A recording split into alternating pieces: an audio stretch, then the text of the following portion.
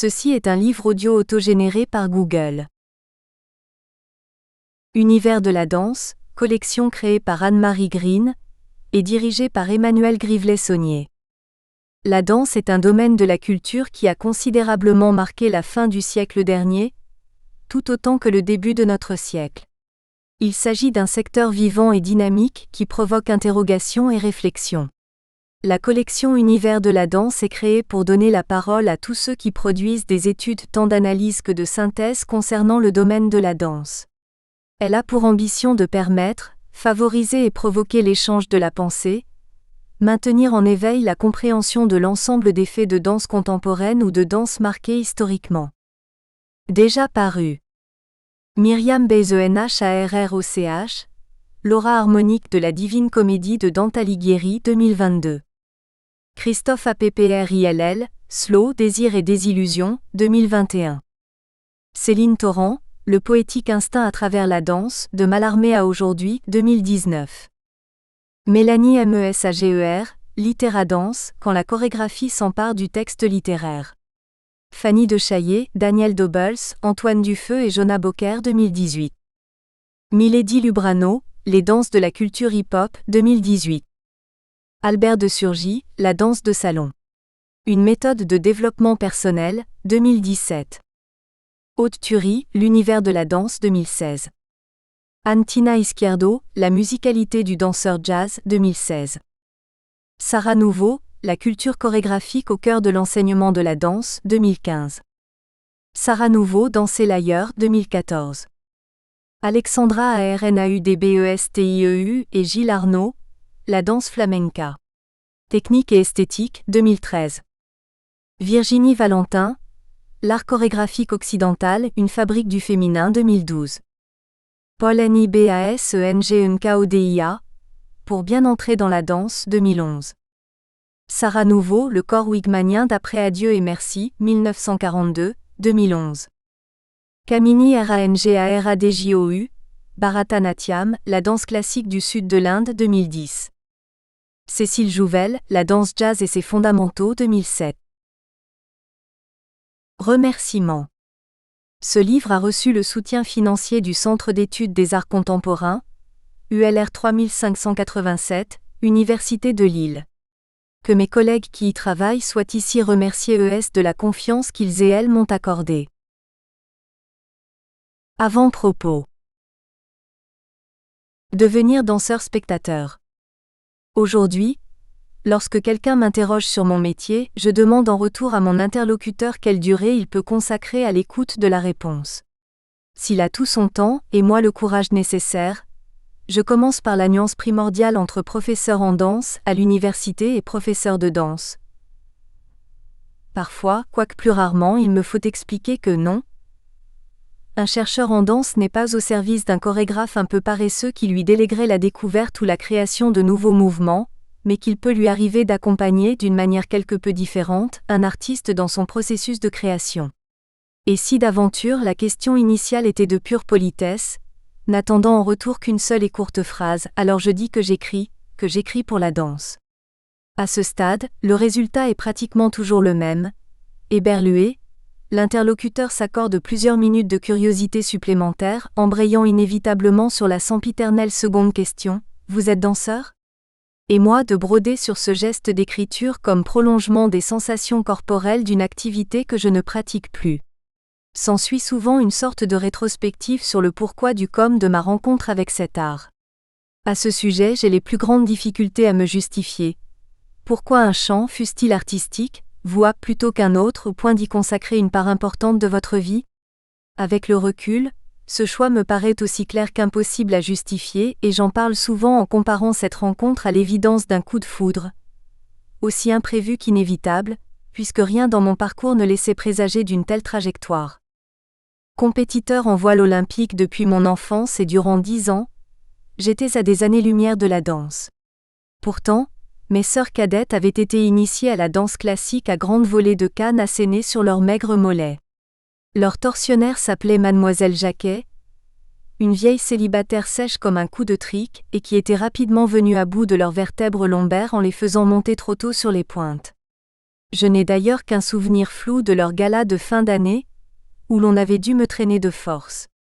En revanche, je me souviens des ballets Moseïev, qui pour mes parents, fervents militants de l'éducation populaire à la fin des années 60, devaient encore constituer un puissant levier d'ouverture culturelle. Ce n'est que bien plus tard, au début des années 80, qu'armé d'un baccalauréat littéraire tout en me destinant paradoxalement à l'enseignement du sport, j'ai découvert la danse par hasard. Ma conversion à celle-ci a été instantanée, favorisée sans doute aussi par la lassitude que les discussions sans fin sur l'évolution de la force du vent au bord des pontons occasionnaient. Danser fut comme une révélation, devenue nécessité en moins de 2 heures, au sortir d'un modeste cours de jazz à l'essai, dans le gymnase d'un lycée rennais. En quelques semaines, je me débarrassais du bateau, de la planche à voile et de la combinaison isothermique, pour enfiler des jambières fluo, très en vogue à cette période où fitness et danse jazz ne se distinguaient pas nettement pour le néophyte que j'étais. En revanche, dans la boulimie de cette passion soudaine, il était très clair que pratique de danse et pratique de spectateur se nourrissaient l'une l'autre. Je me souviens, quoique très vaguement, de mon premier spectacle de danse, une pièce du chorégraphe français Dominique Petit. Mais surtout, je me souviens de Rosa danse Rosa, des unissons puissants diffractés en canon savant, de ces 4 filles révoltées face au mur rythmique dressé par Thierry Demey et sur lequel Anne-Theresa de Kersmaker semblait les fracasser.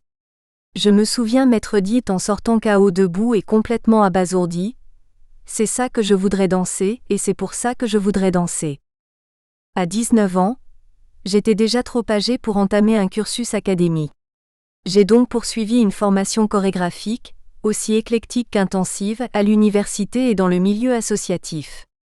Pour subsister, je finis par passer l'agrégation d'éducation physique, option danse évidemment, pour enseigner pendant 15 ans cette discipline dans une faculté des sciences du sport devant des cohortes sans cesse renouvelées de jeunes sceptiques en survêtement. Durant cette même période, je me suis construit une expérience scénique en étant interprète dans plusieurs compagnies à rayonnement régional. Ne parvenant pas à choisir entre études et pratique, et en parallèle à ces activités professionnelles et artistiques, j'ai soutenu successivement une maîtrise portant sur les danseurs hip-hop, un diplôme d'études approfondies puis une thèse en esthétique, théorie et pratique des arts portant sur une proposition de lecture du corps dansant et son application à l'œuvre d'Anne-Theresa de Kersmaker, encore elle. Ayant abordé la danse à 20 ans et la recherche universitaire à 40, j'ai toujours eu l'impression de commencer les choses au moment où les autres étaient sur le point de les achever. Cours de danse classique avec des gamines de 12 ans, comme séminaire de recherche avec de brillants étudiants dont je pouvais être le père. Cette impression de mêler une forme d'amateurisme à un retard pathologique de développement n'est pas confortable, ni dans le monde des arts, ni dans l'univers académique. Je la crois propre aux entreprises autodidactes de ceux qui peinent à comprendre rapidement où se trouve leur place. Et si les validations successives par mes pairs ont certes toujours eu un effet rassurant sur cette perception, elles ne m'ont jamais totalement prémunie des impressions mitigées que provoque ce mélange de lacunes et de maturité.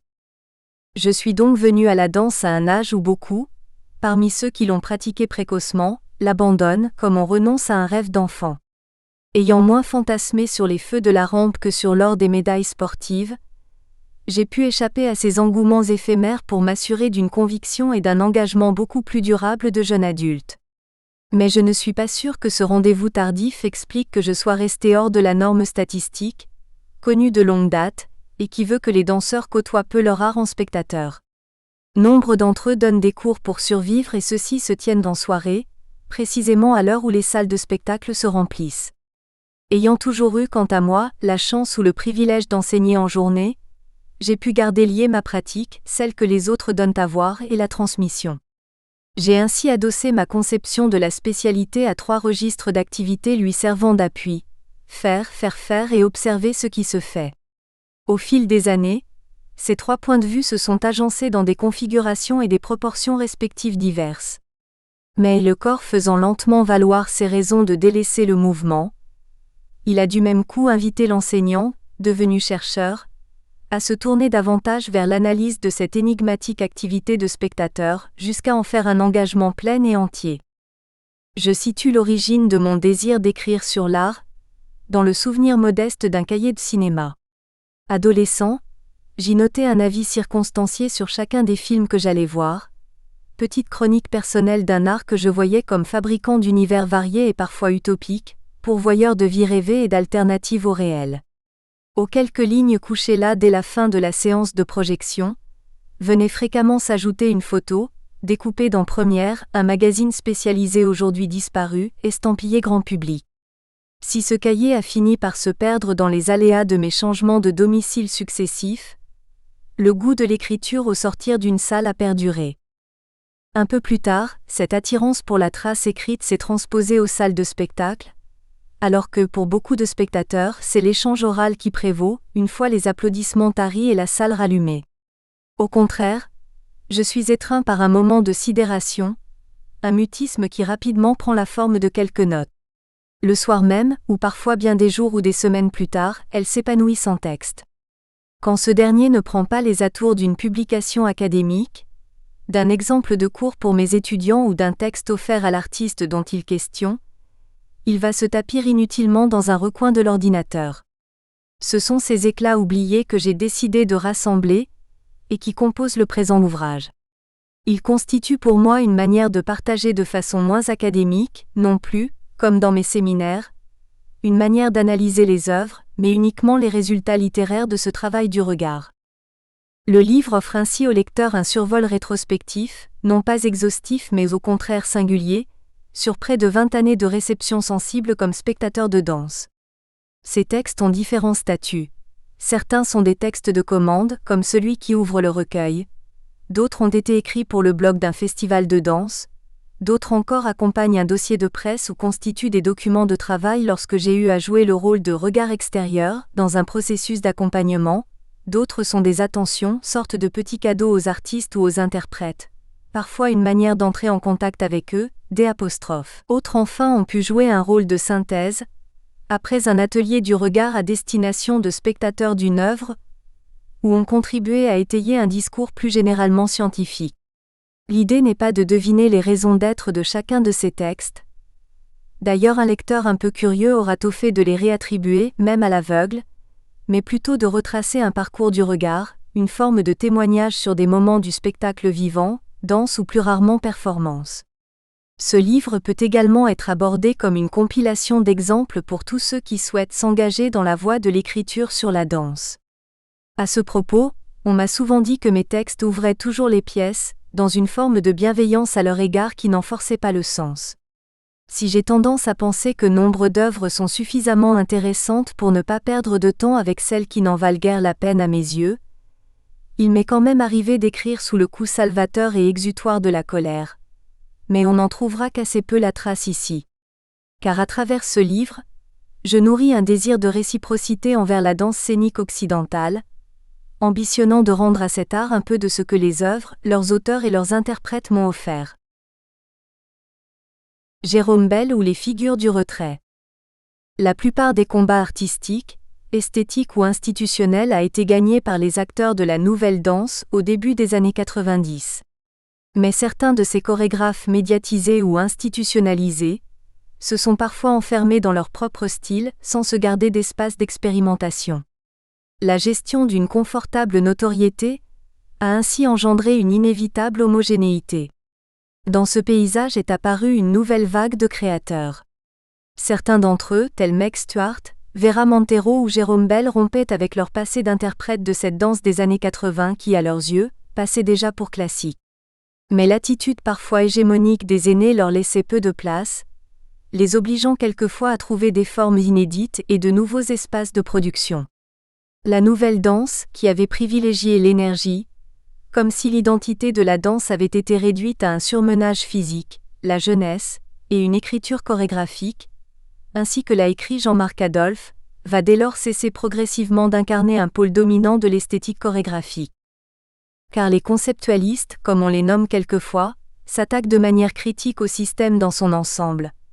La virtuosité comme but en soi, le discours chorégraphique comme forme de narration, l'ironie et la poésie comme mode d'appréhension du monde ainsi que la notion même de spectacle sont radicalement remis en cause. Le champ est libre pour de nouvelles expérimentations basées sur d'autres valeurs et d'autres références. À première vue, Ce mouvement revendique comme héritage et point de départ les refus énoncés par Yvonne Rainer 30 ans plus tôt dans son No Manifesto, où elle disait non à peu près tout ce qui faisait la danse de cette époque. Ce qui est nouveau est donc moins le questionnement lui-même, que le fait de l'ériger en composante visible de l'œuvre. Cette esthétique du doute, que certains voyaient poindre dans la mise à distance des usages et des modèles par les créateurs de la nouvelle danse, semble donc s'exacerber avec cette jeune relève. C'est dans ce contexte que s'inscrit le travail de Jérôme Bel. Né en 1964, il entre en 1984 au CNDC d'Angers dirigé alors par Michel Reilhac. Stagiaire chez Angelin Préliot-Chaille en 1986, il danse ensuite avec Joël Bouvier et Régis Obadia puis avec Katrina Sagna ou encore Daniel Larieux. Il assiste Philippe Decoufflé pour la cérémonie d'ouverture des Jeux Olympiques d'Albertville en 1992. Il crée ses propres pièces à partir de 1994.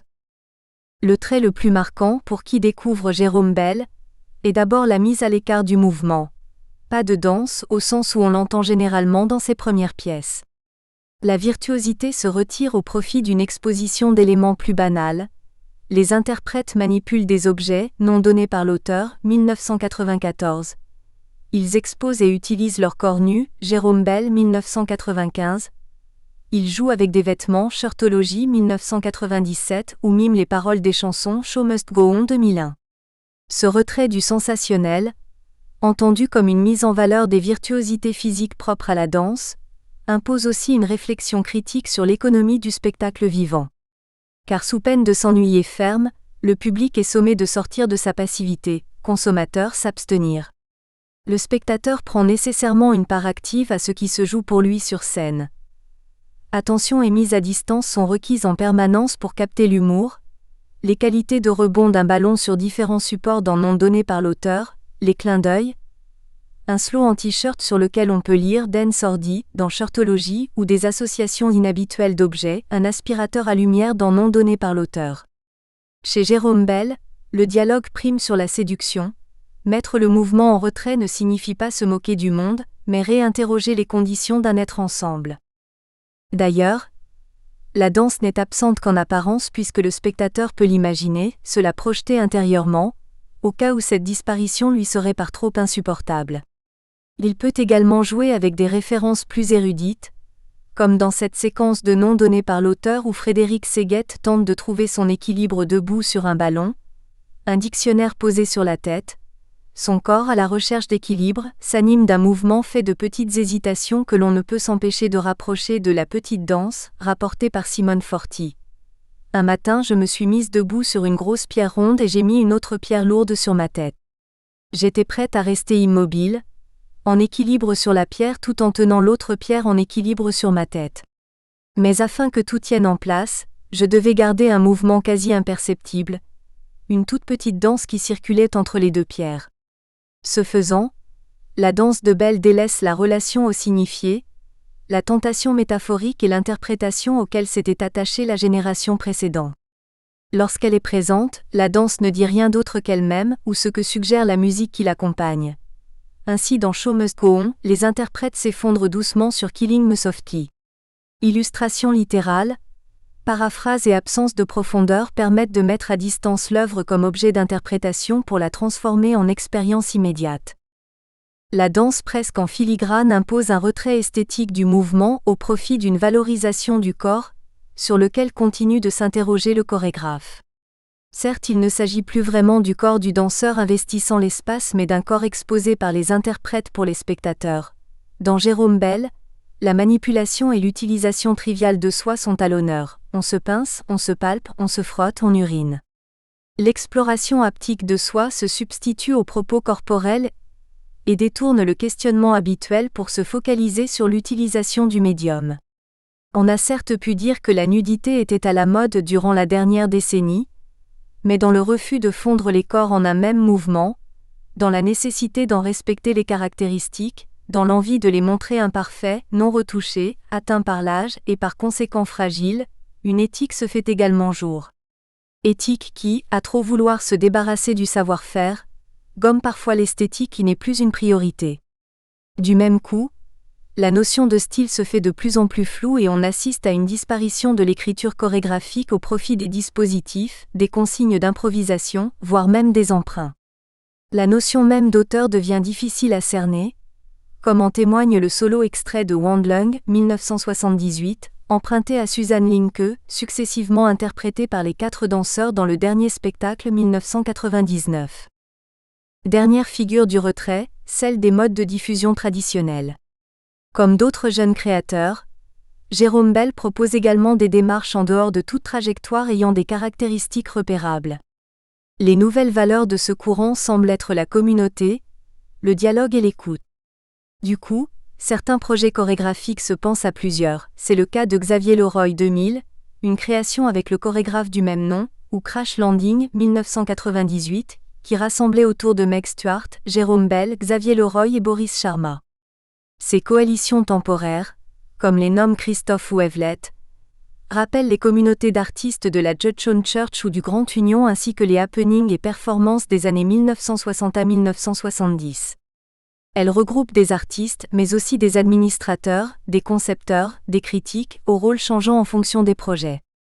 Des non-danseurs viennent donc rejoindre ces corps non performants dans des créations collectives qui n'ont parfois aucune obligation de résultat. Depuis 1994, Jérôme Bel met en scène des figures du retrait.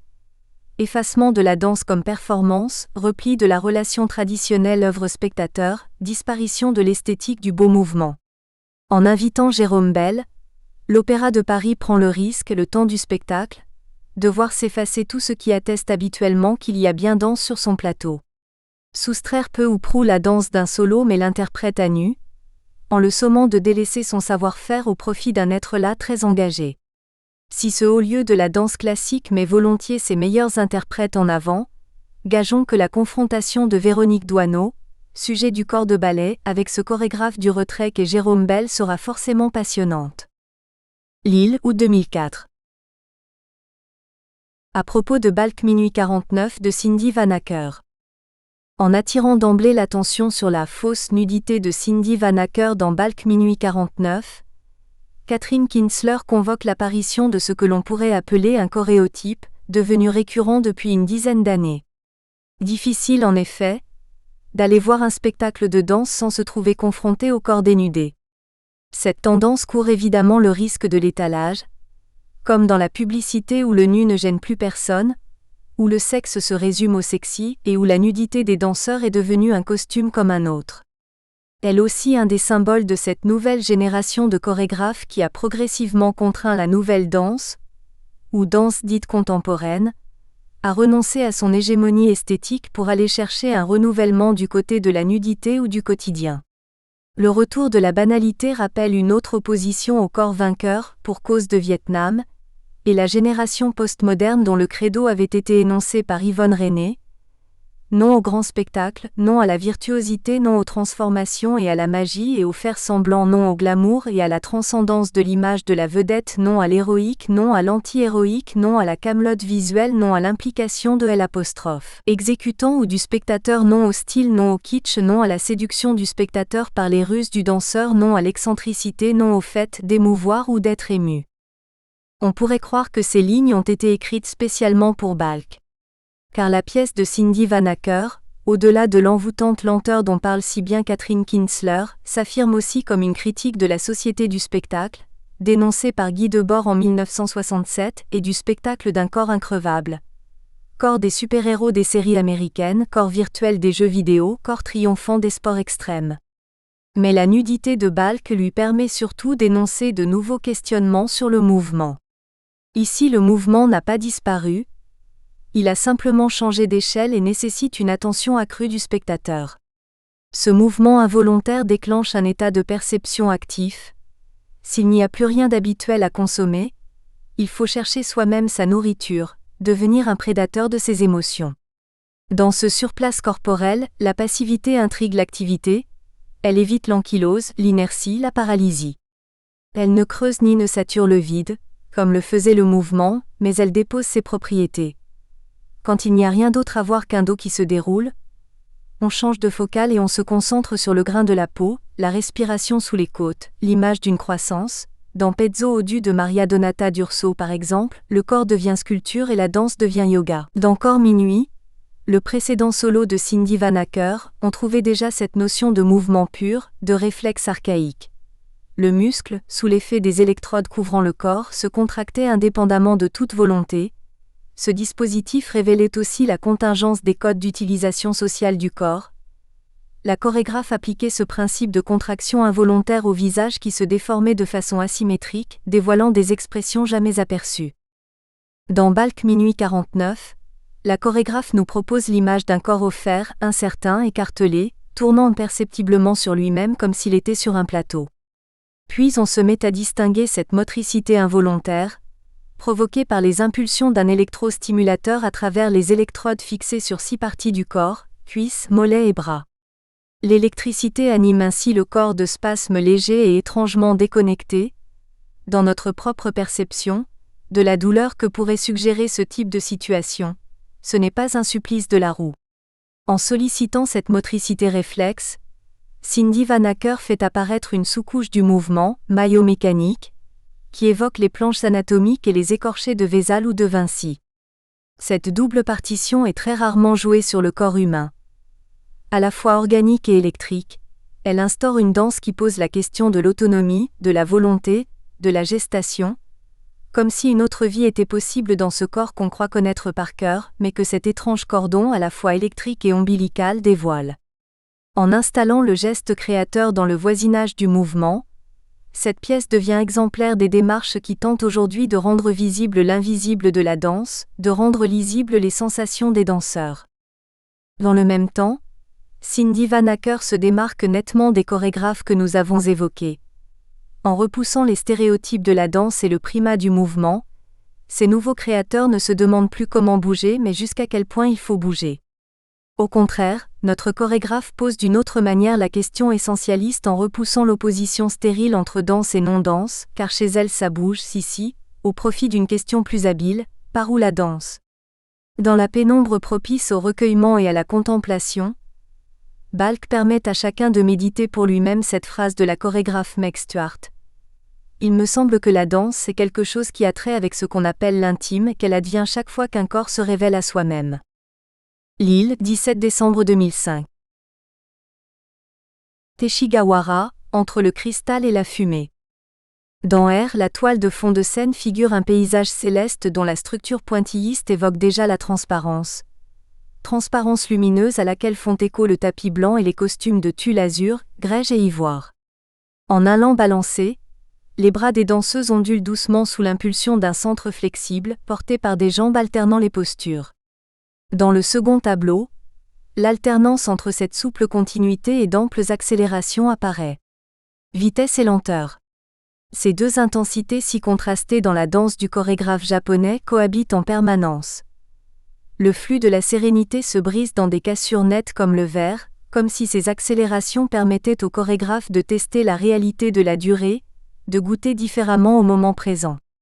Puis la musique de John Cage se fait espace, laissant au mouvement la possibilité d'habiter de silencieux intervalles que creusent des résonances profondes.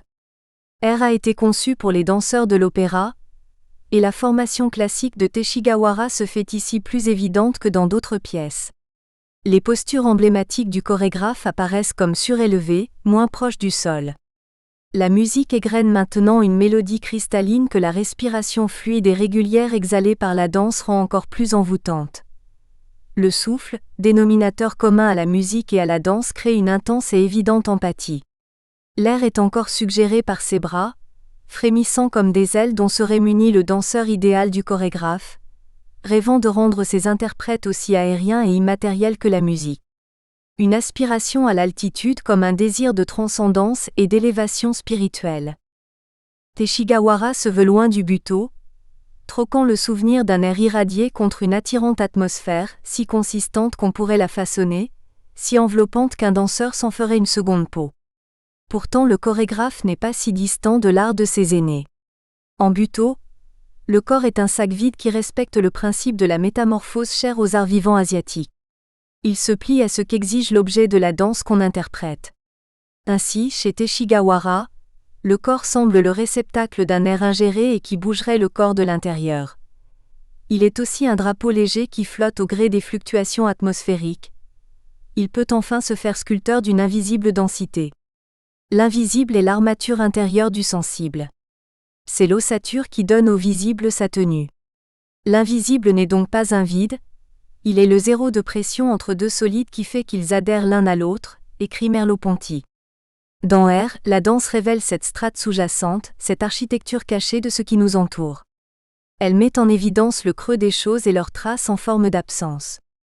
Les corps exposés par Teshigawara nous donnent l'impression que le danseur va muer à tout instant, s'extirpant d'une peau si fragile que la seule friction avec la consistance de l'air suffira à la faire tomber.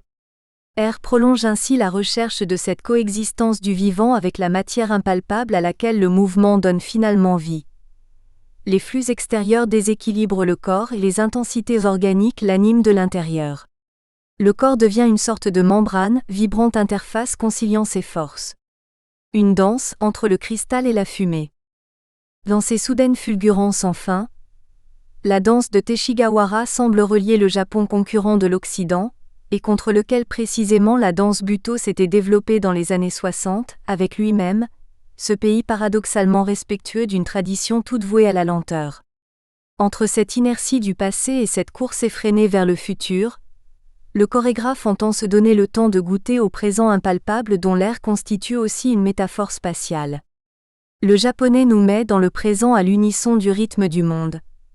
Le temps n'est pas quelque chose qui s'écoule mais quelque chose qui jaillit, et c'est vers ce temps-là que je danse, dit-il. Sa danse évoque aussi la conception de la peinture en Chine qui tente de retrouver à travers la configuration d'un paysage, le tracé élémentaire et continu, de la pulsation cosmique, comme l'écrit François Julien. Chez le chorégraphe, la danse est processus d'ouverture au monde physique, mais également instauration d'un havre pour le regard, en même temps qu'invitation à respirer. Une démonstration de sérénité dont l'effet se prolonge bien après la soirée. Mais faire l'expérience de la danse de Teshigawara, c'est aussi approcher la philosophie taoïste. Le Tao est ce principe régulateur de l'univers et, par extension, le principe de la perfection en toute chose. L'harmonie résulte d'une action concertante entre le yin et le yang, impliquant un mouvement perpétuel d'expansion et de contraction, de flux et de reflux, une métamorphose permanente plutôt qu'un état des choses définitivement figé. Cette philosophie éclate particulièrement dans R, où la danse alternant le doux et le dur, à la fois masculine et féminine, désigne cette qualité d'éternel alternatif que l'on retrouve dans les deux vagues entremêlées du taiji, le symbole du Tao. Les pieds s'apostrophe, ancrent dans le sol, yin, et les bras flottent sur un ciel à hauteur d'épaule, yang. Ces gestes coulés évoquent la poésie des images qu'utilise le Tai Chi Chuan, la gymnastique chinoise, pour désigner ces mouvements. Agiter les mains comme des nuages, la grue blanche déploie ses ailes. Ici le céleste et le lumineux s'ancrent dans le terrestre et le ténébreux.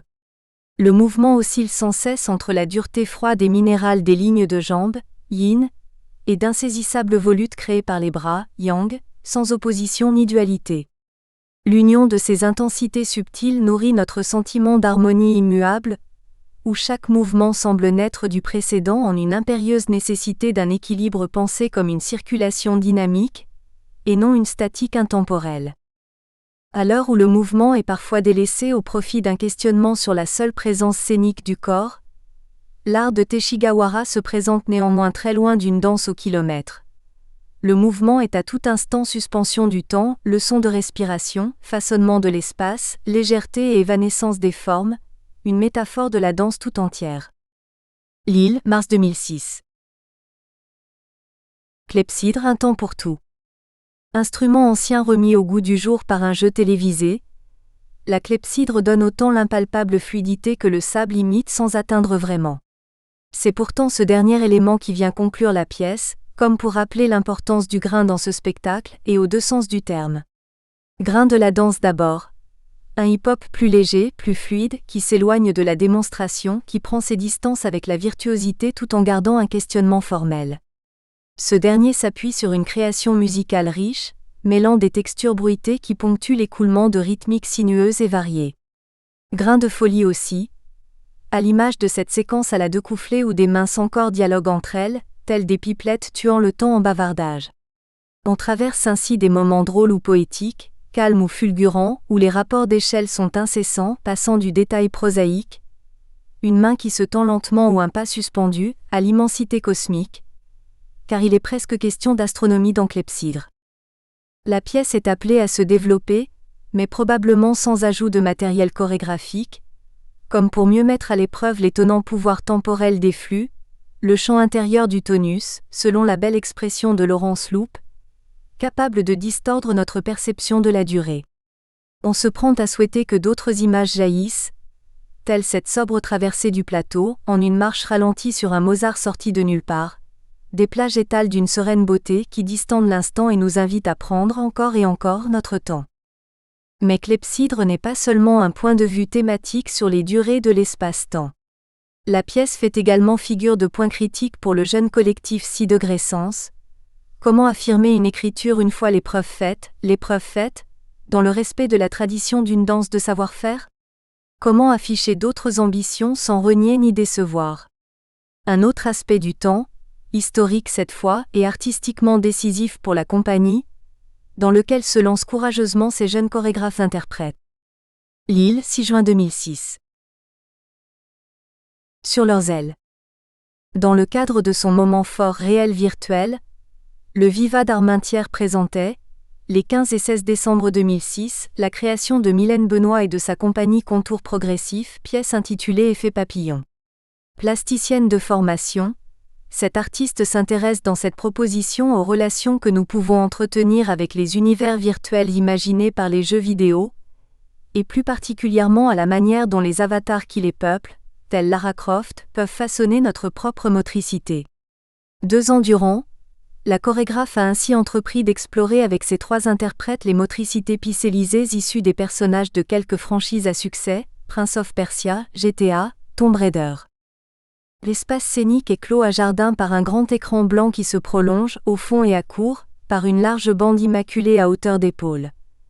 Contour clinique d'un univers de verre que partagent 3 écrans suspendus dans les diagonales et que les éclairages savants érigent en labyrinthes translucides qui font naître entre eux de multiples reflets.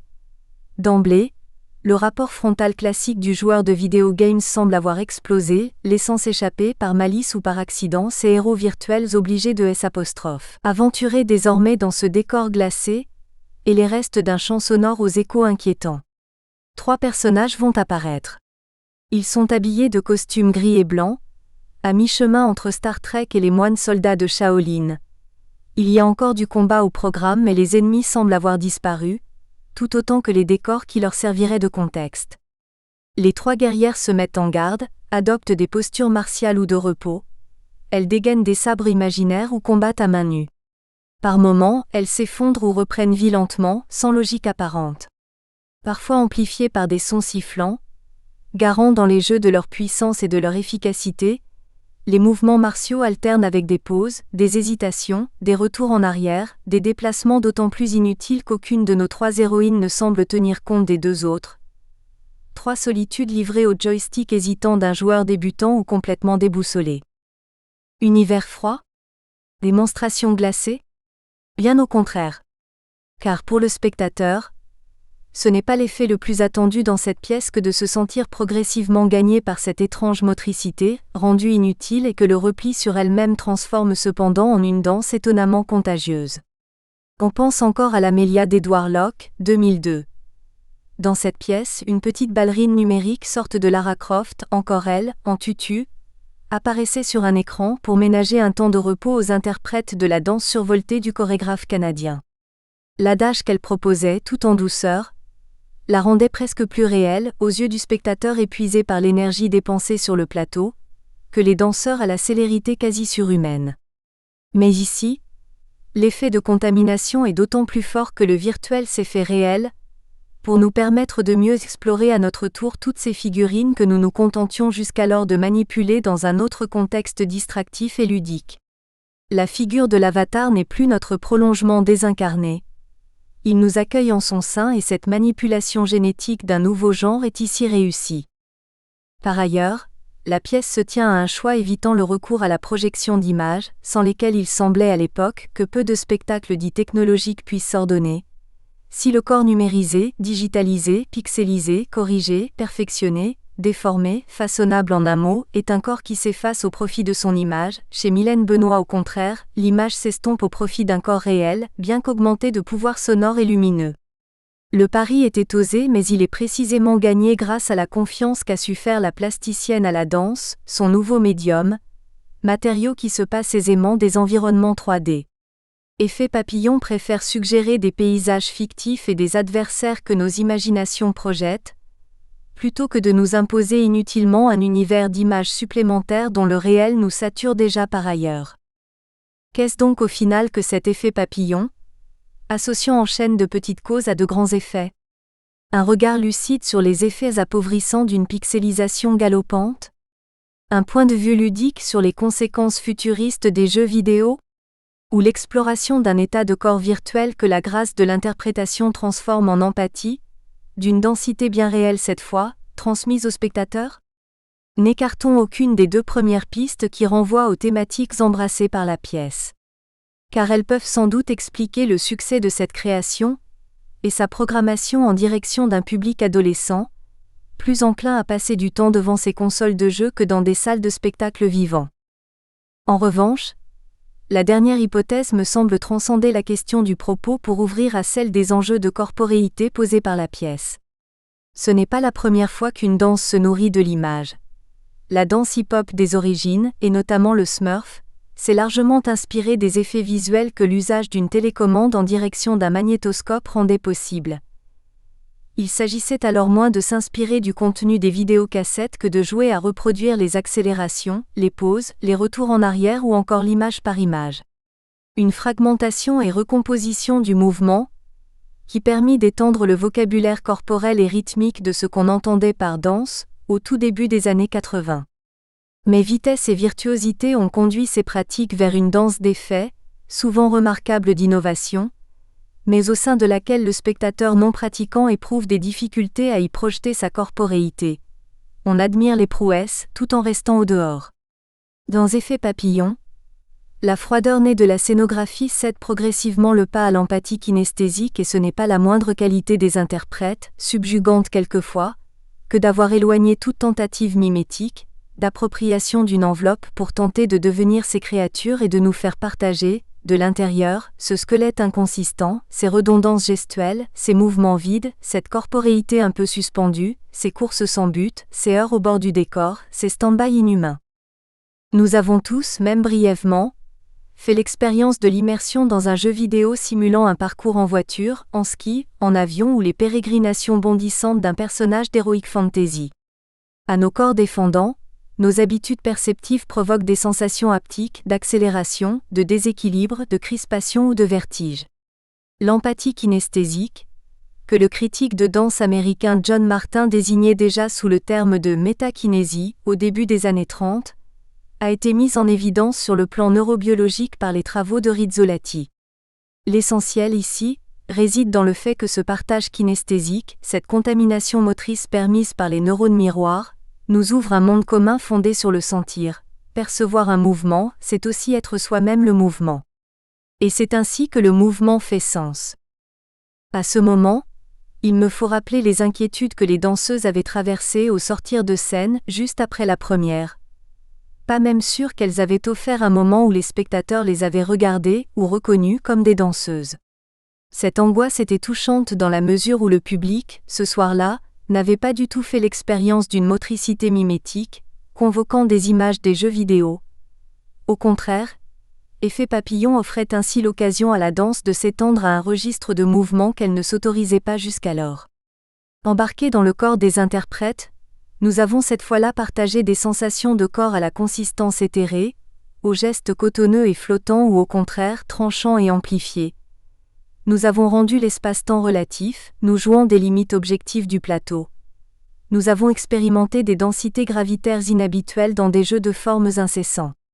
Et tout cela, non pas dans l'univers pixelisé que propose le face-à-face avec nos écrans d'ordinateur ou de consoles de jeux, mais dans l'utopie réelle qu'accueille le plateau. Et si ça n'est pas de la danse, on pourra se demander longtemps ce que cela pourrait être d'autre. Lille, 23 décembre 2006. 2 des duos hypnotiques de Farid Berki. Dans sa pièce intitulée Feignant 2002, Laurent Pichot mettait en scène des performeurs qu'on pouvait qualifier de malhabiles. Ils semblent gênés dans leurs déplacements, comme aux prises avec des contractions qu'ils ne parvenaient pas à maîtriser. Pichot nous tenait loin des corps joyeux, vainqueurs et arrogants de virtuosité de la production chorégraphique des années 80. Les corps semblaient graves, au sens de soumis à la pesanteur. Les gestes étaient entamés mais résolus en mouvements inachevés. Hypnotique est à l'image de cette hésitation, du pré-mouvement, du latent, du geste flou. Traditionnellement, cette motricité sous-jacente n'est jamais présentée sur scène, c'est le côté secret de la danse, sa cuisine cachée. Pourtant, semble affirmer Farid Berki, elle fait partie du vécu du danseur, de ses essais, de ses prises de risques, de ses doutes. Pas plus que Pichot, Berki n'est dans la paresse ou dans la feinte. Aucun des deux, dans leur style respectif, ne font semblant de danser ni ne se moquent de la vraie danse, mais ils présentent tous deux et à leur manière propre de l'inaperçu. Dans Hypnotique, pas de virtuosité ni d'acrobatie pour le seul plaisir de la performance, un credo qui fait encore le lot commun des spectacles de hip-hop. Et la force de ce spectacle est d'emmener ailleurs un jeune public pourtant venu pour ça. Le premier danseur apparaît sur scène. Le bruit de ses déplacements est amplifié. Il remplit la salle et nous transporte immédiatement vers un plaisir souvent caché de la danse, celui du son des corps sur le parquet. Densité, poids et appui, autant de fondamentaux du mouvement qui se laissent entendre ici. Dès le début, on est donc ailleurs. Dans le temps du souvenir des origines, de la rêverie éveillée à propos des désirs de danse, dans l'association libre. D'ailleurs, associer nécessite deux éléments. Et si la figure du duo telle que l'a véhiculée la danse contemporaine avec ses contacts, soutenue et portée virtuose reste parcimonieuse dans le monde du hip-hop, Farid Berki semble relancer. Nous espérons que vous avez apprécié cet aperçu. Pour continuer à écouter ce livre audio sur Google Play Livres, utilisez le lien dans la description de la vidéo.